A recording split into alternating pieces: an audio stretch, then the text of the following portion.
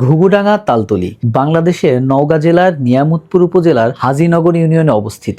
এটি একটি ঐতিহাসিক ও প্রাকৃতিক পর্যটন কেন্দ্র। এটি মূলত ঘুঘুডাঙ্গা শিবপুর সড়কের দুই পাশে সারি সারি তালগাছের জন্য সুপরিচিত, যা এই এলাকাটিকে তালতলী নামে পরিচিতি দিয়েছে।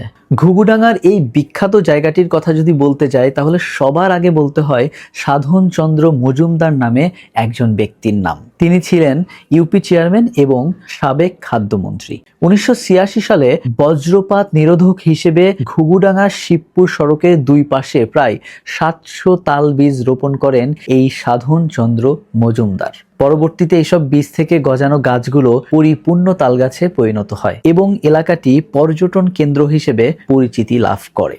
তালগাছের এই সারিটি প্রায় 3 কিলোমিটার দীর্ঘ।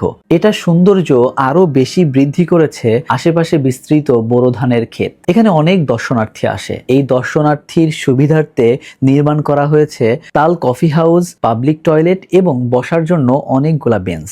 আর সব থেকে মজার বিষয় হইতেছে, প্রতি বছর ভাদ্র মাসে 3 দিন ব্যাপী এখানে তাল পিঠা উৎসব অনুষ্ঠিত হয়। এই তাল গাছগুলো পরিবেশের ভারসাম্য রক্ষায় গুরুত্বপূর্ণ ভূমিকা পালন করে এবং বজ্রপাত নিরোধক হিসেবে কাজ করে। এখানে প্রচুর পরিমাণে পর্যটক আসে।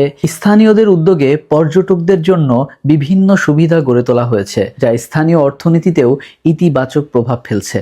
আপনারা এখানে যদি কেউ আসতে চান, তাহলে নওগাঁ বা রাজশাহী শহর থেকে বাস অথবা অটোরিকশায় নিয়ামতপুর উপজেলা চলে আসবেন। নিয়ামতপুর উপজেলা সদরে পৌঁছানোর পরে সেখান থেকে সরাসরি ঘুঘুডাঙ্গা তালতলী সড়কে যাওয়া যায়। নিয়ামতপুর উপজেলা প্রশাসনের পর্যটন তালিকায় ঘুঘুডাঙ্গা তালগাছের সারি একটি স্বীকৃত স্থান হিসেবে অন্তর্ভুক্ত রয়েছে।